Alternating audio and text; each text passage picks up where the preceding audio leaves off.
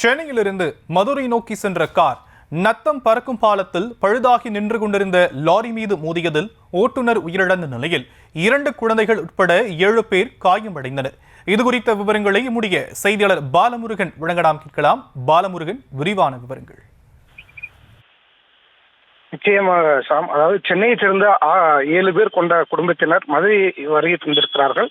பின்னர் அலர்கோவில் செல்வதற்காக தத்தநேரி பகுதியில் உள்ள வாடகை கார் நிறுவனம் மூலமாக கார் ஒன்றை வாடகைக்கு எடுத்து சென்றிருக்கிறார்கள்.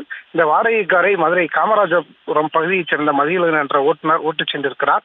பின்னர் கோவில் சாமி தரிசனம் செய்துவிட்டு மதுரை நோக்கி காரில் திரும்பியுள்ளார்கள்.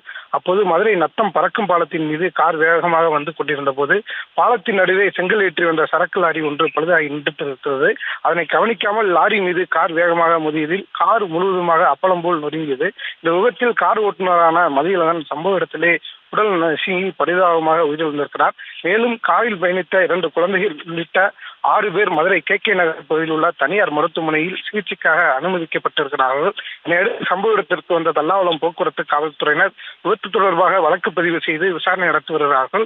சொகுசு காரில் பாதுகாப்பு பலூன் இருந்து வெளியில் வந்த நிலையிலும் ஓட்டுநர் பரிதாபமாக உடல் நசுங்கி உயிரிழந்திருக்கிறார்.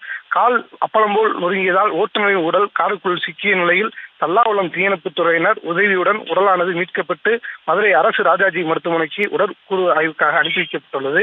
மதுரை நத்தம் பறக்கும் பாலத்தில் கார் சரக்கு லாரி மீது மோதி ஏற்பட்ட விபத்து காரணமாக சிறிது நேரம் போக்குவரத்து பாதிப்பு ஏற்பட்டிருக்கிறது. விரிவான விவரங்களுக்கு நன்றி பாலமுருகன்.